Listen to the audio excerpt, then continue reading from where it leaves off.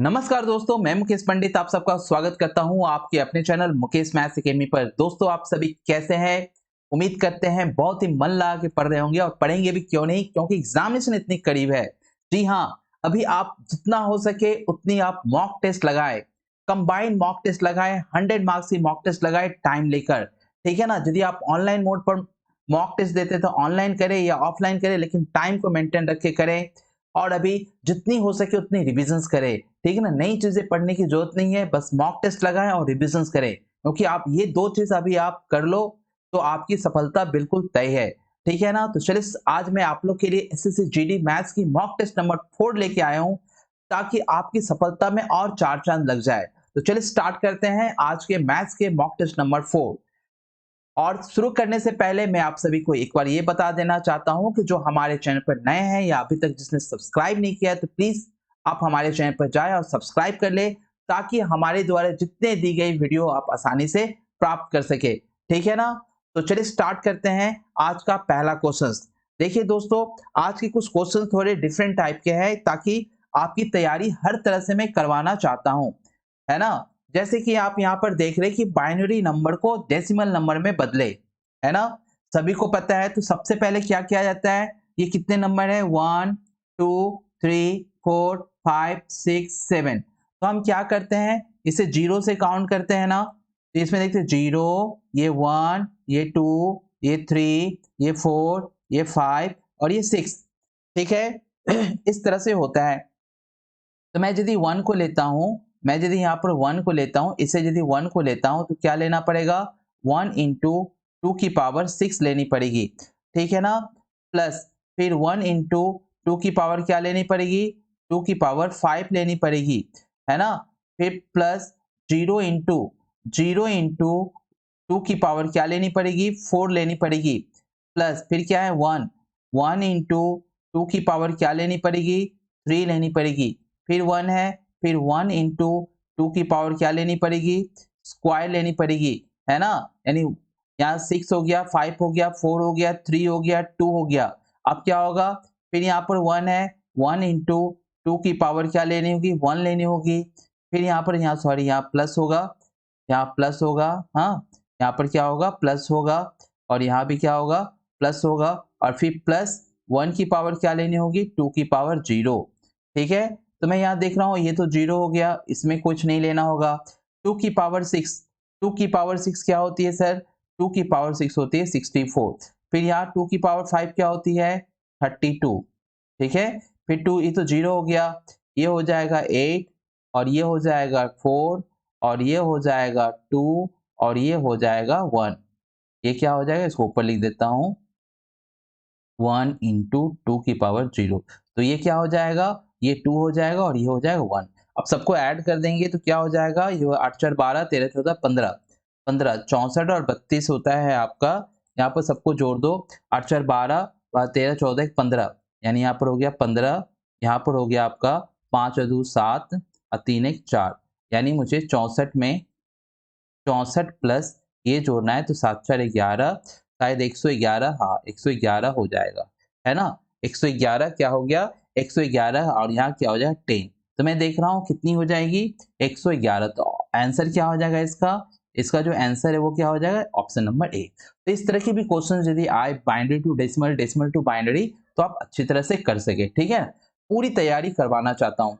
जो लोग हमारे चैप्टर वाइज देखना चाहते हैं, चैप्टर वाइज मैथ्स के चैप्टर को देखना चाहते हैं, हमारे डिस्क्रिप्शन बॉक्स में जाए और वहां पर तैयारी जीत की एक एक मैथ्स चैप्टर वाइज वहां पर कराई गई विद कंसेप्ट। तो अभी भी मौका है, जिन्हें किसी भी चैप्टर में आपको प्रॉब्लम होती है तो उस चैप्टर को सर्च करें, मुकेश मैथ्स एकेडमी लिखें, उस चैप्टर का नाम लिखें और ऑटोमेटिकली वो आपके सामने शो करेगा। ठीक है ना? चलते हैं नेक्स्ट क्वेश्चन पर। यदि 100 बिल्ली 100 दिन में 100 चूहे मारती है, तो 4 बिल्लियां 4 चूहे कितने दिन में मारेगी? कितनी बेहतरीन सवाल है। मैंने यहाँ पर लिखा कैट, है ना? यहाँ पर लिखा कैट, यहाँ पर लिखा डे और यहाँ पर क्या लिखा? माउस। ठीक है? अब क्या हुआ? 100 बिल्लियां 100 बिल्लियां 100 दिन में कितने चूहे मारती हैं? 100 चूहे मारती है। अब क्या हो गया? 4 बिल्लियां 4 चूहे, 4 बिल्लियां 4 चूहे कितने दिन में मारेगी। यानी यहाँ रिलेशन जो बन रहा है वो क्या डायरेक्ट एकदम रिलेशन बन रहा है। रिलेशन कैसा बन रहा है, डायरेक्ट बन रहा है। तो क्या करूंगा मैं यहाँ पर सिंपली, मैं यहाँ पर एक्स वाई क्या करूंगा 100 इक्वल टू ये दोनों क्या हो जाएंगे एक दूसरे के रेसिप्रोकल हो जाएंगे, यानी 100/4 और ये क्या हो जाएगा 4/100। ठीक ना, समझ में आई। ये 4 से 4 कट जाएगी, ये 100 से 100 कट जाएगी। मैं देख रहा हूं यहाँ पर कि x इक्वल टू क्या आ गया, x इक्वल टू 100 आ गया। ठीक है ना, यानी कितने दिन में मर जाएंगे 100 दिन में मर जाएंगे। तो आंसर क्या हो जाएगा 100 डे। ठीक है, समझ में आई बात, 100 डे इसका ऑप्शन हो जाएगा। चलते हैं नेक्स्ट क्वेश्चन पर। एक चारवाहे के पास 17 भेड़ थी, उनमें से 8 को छोड़कर सब मर गई। 8 को छोड़कर, है ना, यहीं पर लाइन पकड़ने वाली है। 8 को छोड़कर सब मर गई, अब उसके पास कितनी भेड़ शेष है।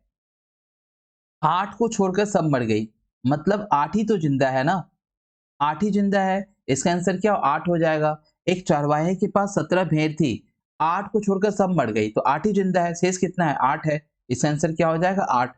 ठीक है, समझ में आई। बहुत ही बेहतरीन सवाल है और ये प्रीवियस ईयर क्वेश्चंस है, ये पीवाईक्यू क्वेश्चंस है। तो इस तरह के भी क्वेश्चंस आते हैं क्योंकि बच्चे क्या करेंगे ना 17 में से 8 घटाकर इसकी आंसर 9 कर देंगे।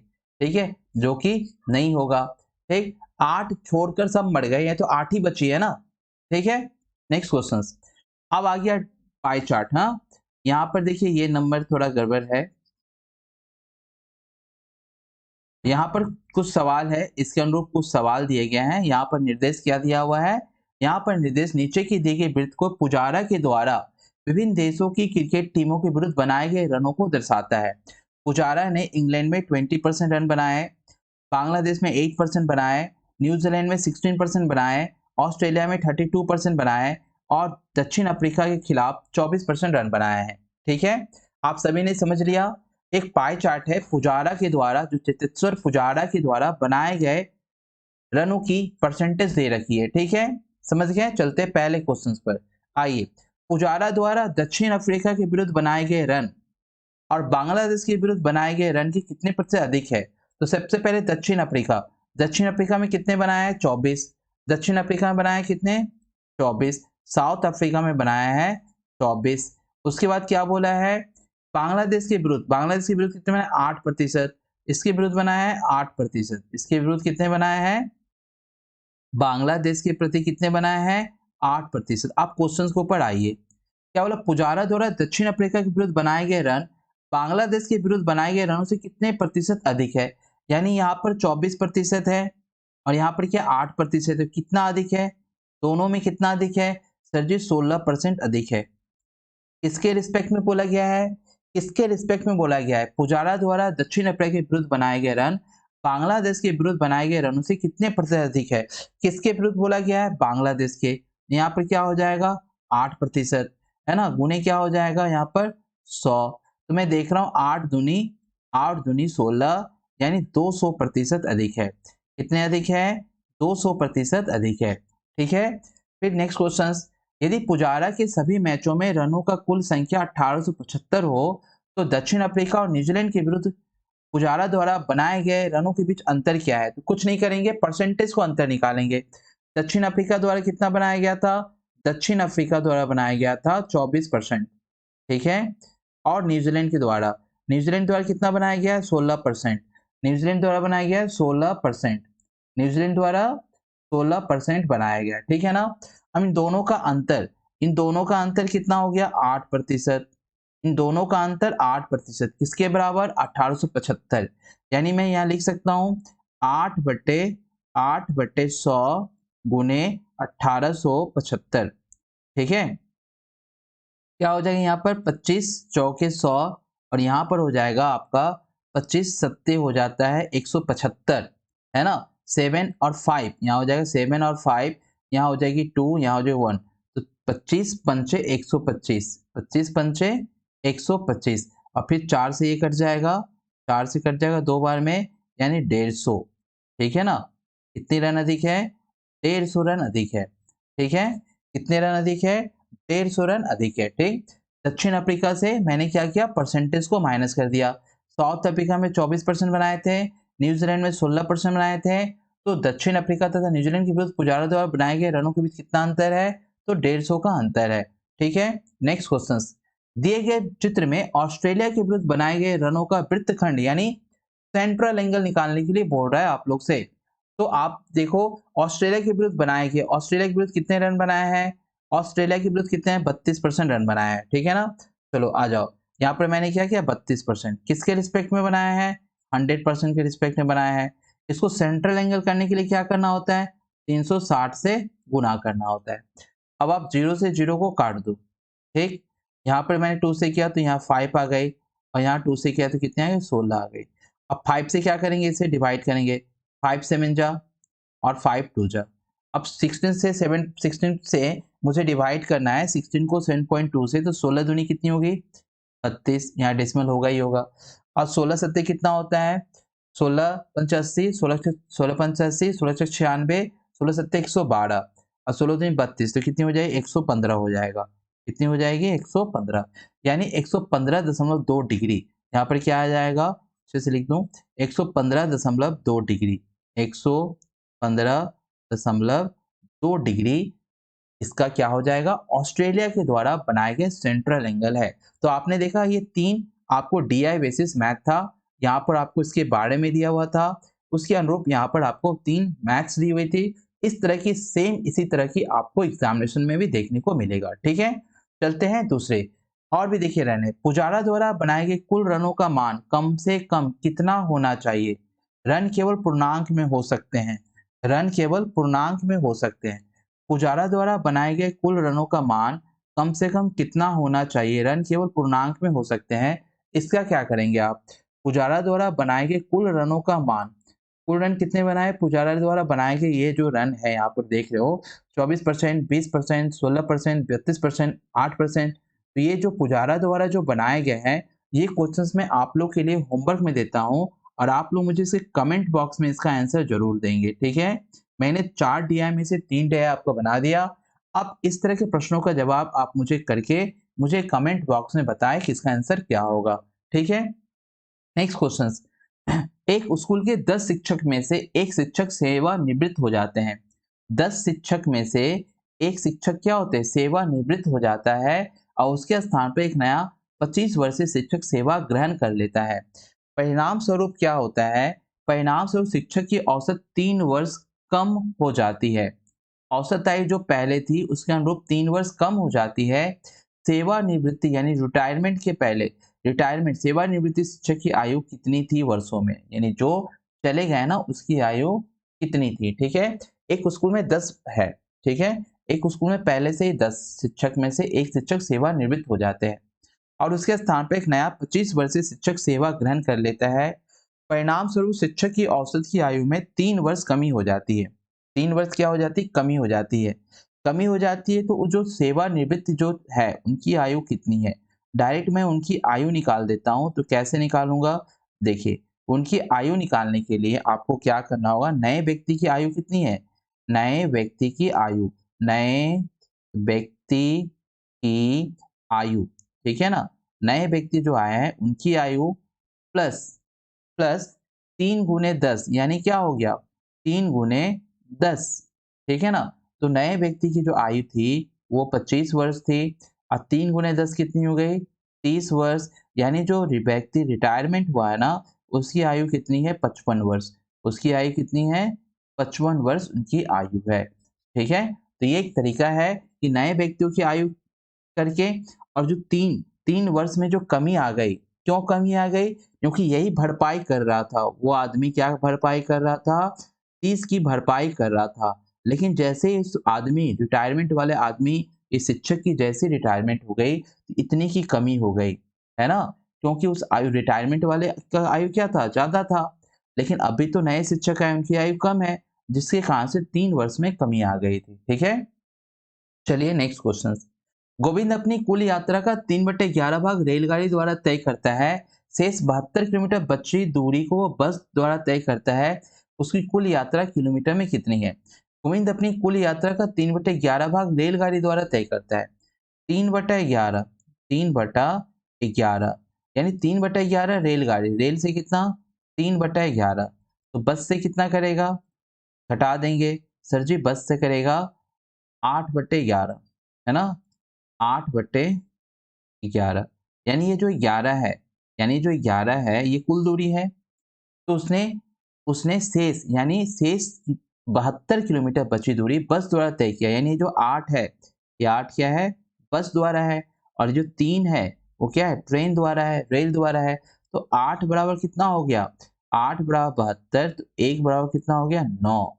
तो कुल दूरी कितनी थी, तो 11 बराबर कितना हो गया, 99, यानी 99 किलोमीटर दूरी उनकी जानी थी। ठीक है ना, कितनी जानी थी, 99 किलोमीटर।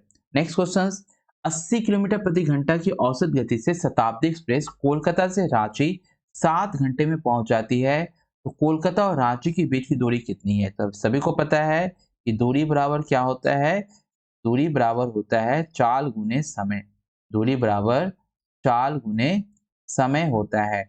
ठीक है ना, तो चाल कितनी यहाँ पर 80 है, और समय कितना यहाँ पर 7 है, यानी कितना हो गया 56, यानी 560 क्या हो जाएगा, किलोमीटर। ठीक है ना, क्योंकि ये भी घंटा में है और ये भी घंटा में है।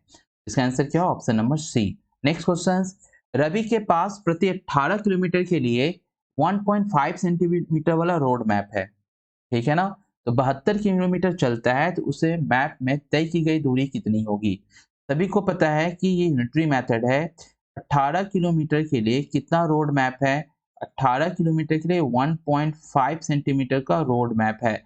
तो 1 किलोमीटर के लिए कितना रोड मैप होगा, 1 किलोमीटर के लिए हो जाएगा 1.5 अपॉन 18, तो आपको 72 किलोमीटर के लिए कितना हो जाएगा, तो 72 किलोमीटर के लिए आपको गुना करना होगा 1.5/18 गुने 72। ठीक ना, तो 18 चौक 72, 15 चौके 60, यानी 6 सेंटीमीटर का रोड मैप होगा। ठीक है, नेक्स्ट क्वेश्चन, एक हौज सामान्यतः 8 घंटों में भर जाता है, लेकिन उसकी तली में एक छेद होने के कारण उसके भरने में 2 घंटे ज्यादा लगते हैं, है ना। यहाँ पर मैं कोई बकवास नहीं कर सकता, क्योंकि यहाँ पर आपको ओनली स्टडी और ओनली आपको यहाँ पर मैथ्स बताई जाती है। आप देखते भी होंगे कि मैं एक के बाद एक आपको मैथ्स सिखाते जाता हूँ, है ना। तो बस आप ध्यान से यहाँ पर देखते जाए और मैथ्स को सीखते जाए, और साथ ही साथ लाइक और सब्सक्राइब करते जाए। ठीक है ना, क्योंकि जेन्युइन आपको सिर्फ ओनली यहाँ पर आपको सिर्फ मैथ सिखाई जाती है, मैथ्स के अलावा और कुछ भी नहीं सिखाई जाती। तो देखिए यहाँ पर एक हौज के सामान्यतः 8 घंटों में भर जाता है, लेकिन उसकी तली में एक छेद होने के कारण उसके भरने में 2 घंटा ज्यादा लगता है। इसलिए हौज पूरा भरा होने पर उसके छेद से रिसाव के कारण उसे खाली होने में कितना समय लगेगा।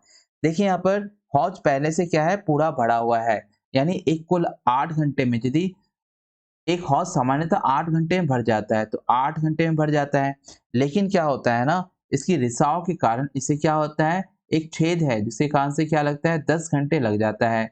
तो दोनों यदि खुला रहे, है ना, मान लीजिए एक हौज में सामान्यतः 8 घंटों में भर जाता है, लेकिन उसकी तली में एक छेद होने के कारण उसकी भरने में 2 घंटा ज्यादा लगता है। तदनुसार हौज पूरा भरा होने पर उसके छेद से रिसाव के कारण से खाली होने में कितना समय लगेगा।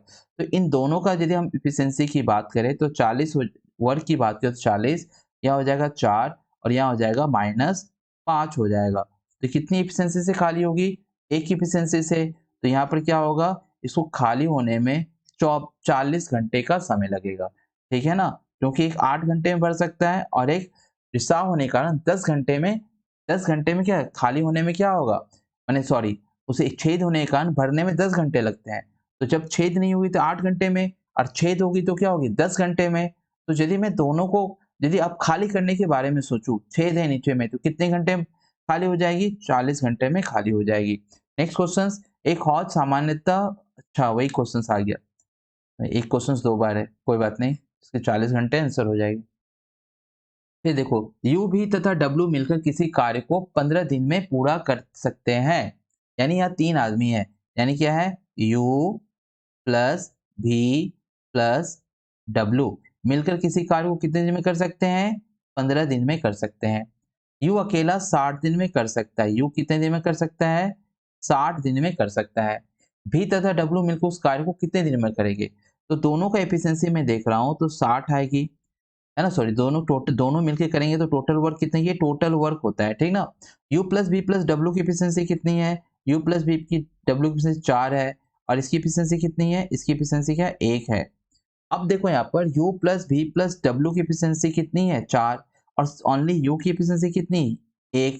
तो यानी मुझे बताओ v और w की एफिशिएंसी कितनी हुई। मैं यदि यहाँ पर बताऊं कि v प्लस w की एफिशिएंसी कितनी होगी, तो v प्लस w की एफिशिएंसी क्या होगी, 4 माइनस 1 यानी क्या हो जाएगी, 3, है ना। और ये इस एफिशिएंसी से यदि इस काम को पूरा करेंगे तो कितने दिन में करेंगे, तो 3 से भागा लगा दो, कितने दिन में करेंगे ये, 20 दिनों में पूरा कर देंगे। कितने दिनों में, 20 दिनों में पूरा कर देंगे।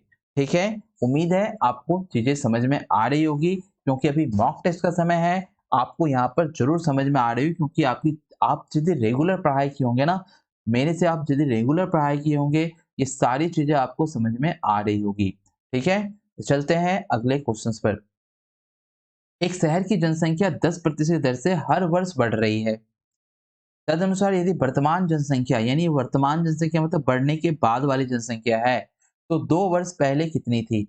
यानी 10% की दर से यदि कोई वृद्धि होता है तो क्या होगा, वो 1/10, यानी इस वर्ष रहेगा 10 तो अगले वर्ष क्या हो जाए 11, फिर होगा 10 तो अगले वर्ष क्या हो जाए 11। तो इस तरह देख रहे हैं कि वर्तमान जनसंख्या कितनी है उसकी, तो ये दोनों की 2 वर्ष बाद सक्सेसिव लगा दिया, तो 2 वर्ष बाद देख रहा हूँ यहाँ पर 121 यूनिट है।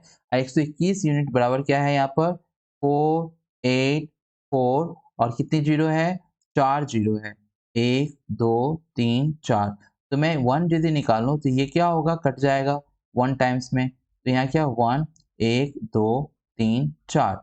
तो पहले कितनी थी, तो 100 यूनिट इक्वल टू क्या हो जाएगा, 100 यूनिट इक्वल टू हो जाएगा 1 2 3 4 5 6, 6 सुनने वाले हो जाएंगे। तो 6 सुनने वाले कौन है, इतना 4, सॉरी 4 टाइम कटेगा ना, ये 4 टाइम कटेगा, ये 4 हो जाएगा, ये भी क्या हो जाएगा, 4 हो जाएगा।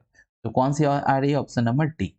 ठीक है, यानी ये था प्रीवियस वन, यानी 2 साल पहले, ये 2 साल पहले का, ये 2 वर्ष पहले, ठीक है ना, 2 वर्ष पहले में मैंने सक्सेसिव लगा दिया, है ना। और ये क्या है, 2 वर्ष बाद, ये क्या है, 2 वर्ष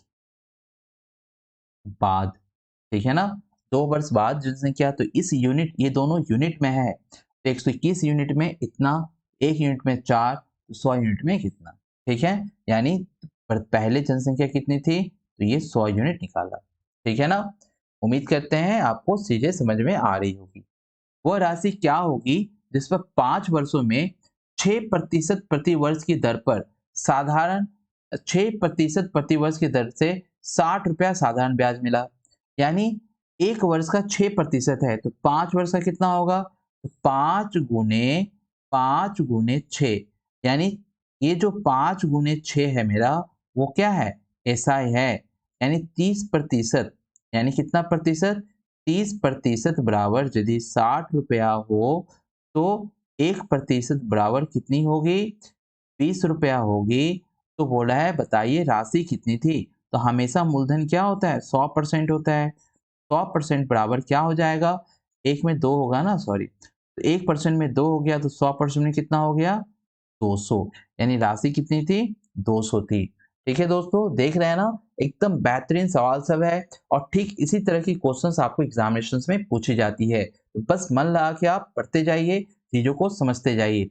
500 लीटर के दूध के घोल में 40% दूध है, 40% दूध है, इसका मतलब क्या है, 40% दूध, 40% दूध का मतलब क्या हुआ कि 2/5, यानी यानी मिल्क कितनी है, 2, और वाटर कितनी है, 3, यही ना।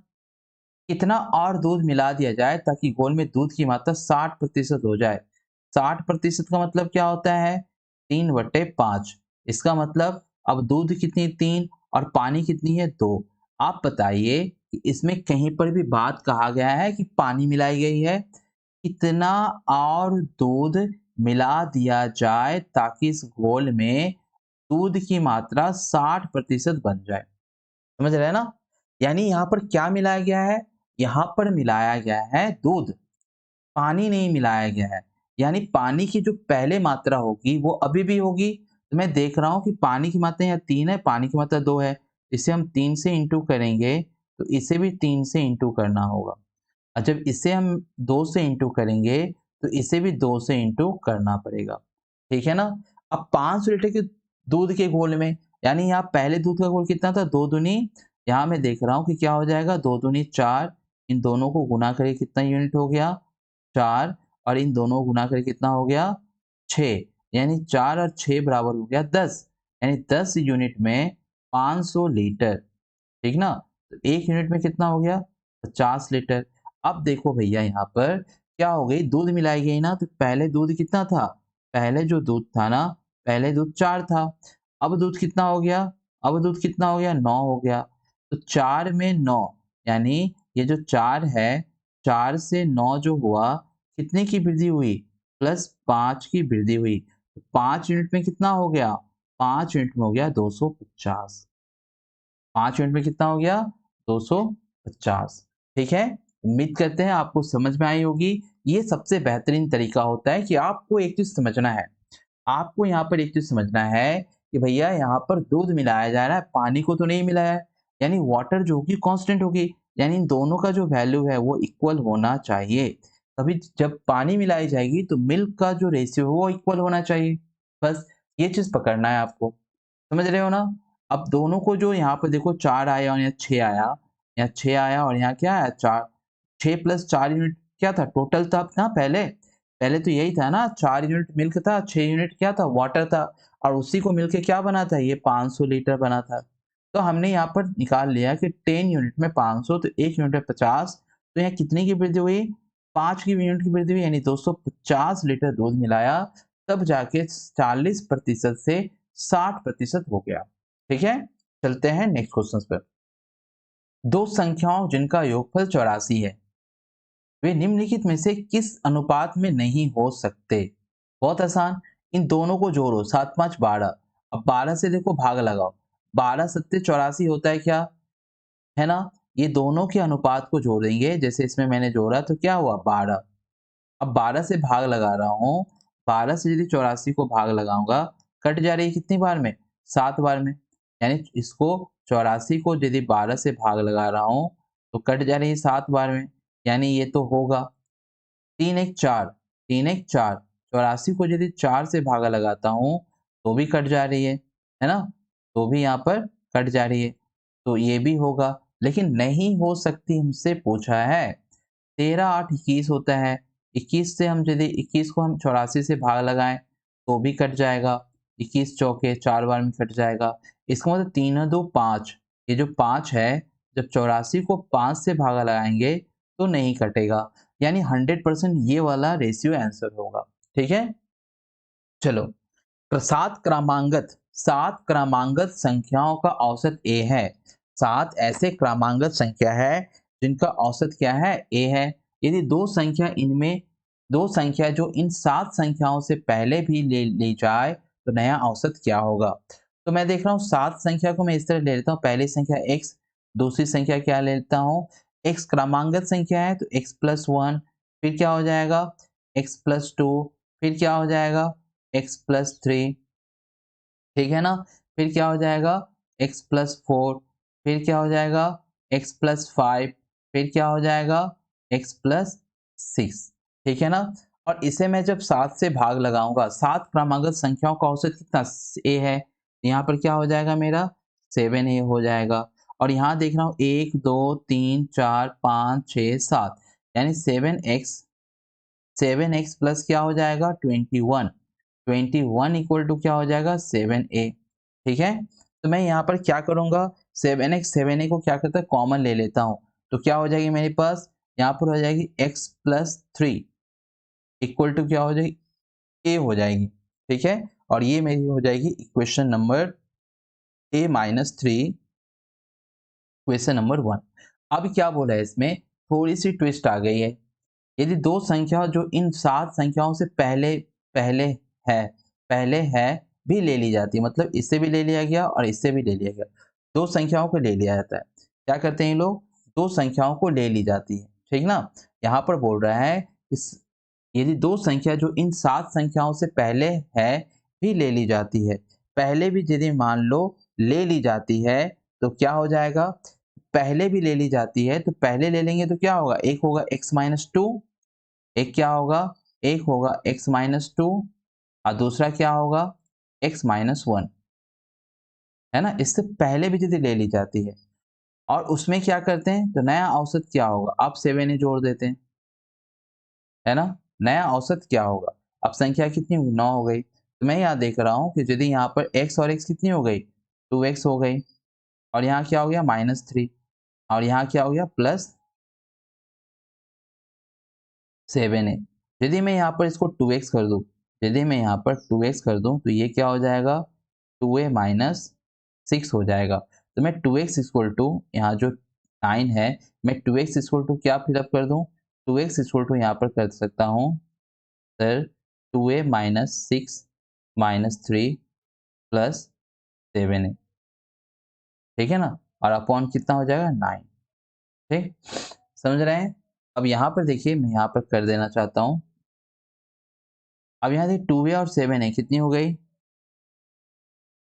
9 है, और -6 -3 कितनी हो गई, ये हो गया 9, और नीचे कितनी 9, 9 9 यदि कॉमन आ गया, 9 कॉमन आ गया तो ये क्या हो गया a माइनस वन अपॉन कितना हो गया 9, 9 और 9 कट गया तो मेरी जो यहाँ पर आंसर जो आ रही है वो क्या आ जाएगी a माइनस वन, यानी जो नया औसत हो जाएगा वो a माइनस वन हो जाएगा। बहुत ही बेहतरीन क्वेश्चन था ये। इस तरह की क्वेश्चंस आपकी एग्जामिनेशन में आती है और फर्स्ट टाइम आप उस तरह के क्वेश्चंस को वहां पर देखते हो, बस आपकी दिमाग काम करना बंद कर देती है और आप इसमें भूल कर देते हो। देखो यहाँ पर कितनी खूबसूरत बात लिखी हुई है कि दो संख्याओं जो इन 7 संख्याओं से पहले है भी ले ली जाए, भी ले ली जाए। अब x से पहले क्या होगा x माइनस वन, उससे पहले क्या होगा x माइनस टू, तो उस दो संख्याओं को क्या किया यहाँ पर ले लिया गया। अब संख्या कितनी 9 निकाल लिया गया, ठीक है। चलते हैं नेक्स्ट क्वेश्चन पर। एक विक्रेता वॉशिंग मशीन पर अंकित मूल्य पर 7,500 लिखता है और उस पर 6% की छूट देता है, ठीक है। तो बिक्री मूल्य कितना है, डायरेक्ट भी बना सकते हो आप, 6% की छूट, 6% की छूट दे दिया मतलब कितना हो गया 3/50 हो गया, यानी इसे कितना में बेचा है, इसको कितना में बेचा है, इसका अंकित मूल्य कितना है, इसका अंकित मूल्य तो 50 है, इसका एमपी कितना है, इसका एमपी कितना है 50, और इसका जो एसपी है वो कितना है, एसपी 47 है। एक ये प्रोसेस है, या आप डायरेक्ट प्रोसेस कर सकते थे, या यहाँ आप डायरेक्ट 7,500 लिखते हैं और 6% के बदले यहाँ पे क्या लिखते हैं 94 और अपॉन क्या कहते हैं 100, ये जीरो से जीरो, ये जीरो जीरो काट देते हैं और मल्टीप्लाई कर देना आपको, तो यहाँ पर क्या करते हैं आप 150 कर देते हैं और यहाँ पर क्या करते हैं 75 को मैं 150 कर सकता हूँ और इसको हाफ कर सकता हूँ, यहाँ 4 यहाँ 7, एक ही बात है ना।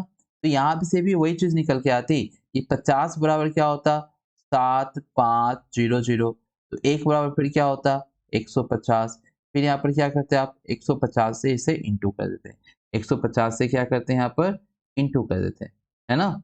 और यहाँ भी इंटू करना हो तो 15 सत्ते 105 जीरो, है ना, 10 बच गया, 15 चौके 60, 60 एक 70, यानी कितनी हो गई यहाँ पर।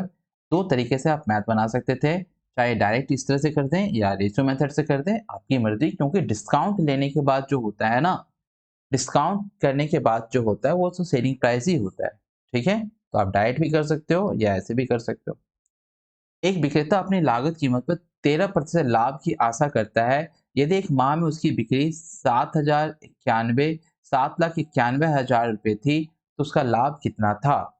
एक विक्रेता अपनी लागत कीमत पर 13% की आशा करता है, इसकी करता है 13% की लाभ की आशा करता है, और एक माह में लाभ कितना है इतना, बस सिंपल सी तो है कहानी, सिंपल सी बात है कि सर 13% का लाभ करता है। उसने खरीदा होगा, मान लो उसने खरीदा होगा 100 में, तो 13% की लाभ करता है, 13% की लाभ करता है, यानी इसने क्या किया, एसपी कितनी हो गई उसकी, एक एक 13 है, और यदि माह में उसकी बिक्री 799 791,000 है तो कितनी होगी, यानी इसी के बराबर तो निकालना है, इसी के बराबर आपको निकालना है 791,000, तो एक बराबर कितनी हो जाएगी 13 सत्ते 91, 7 हो जाएगी ना, और यहाँ पर 3 को 0।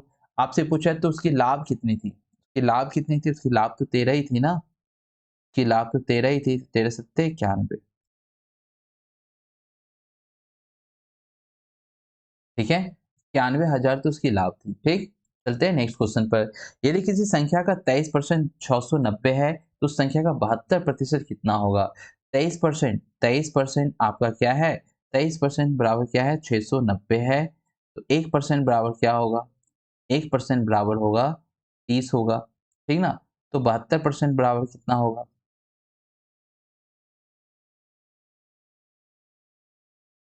3 दूनी 6, 7 तिये 21, 2160, 2160।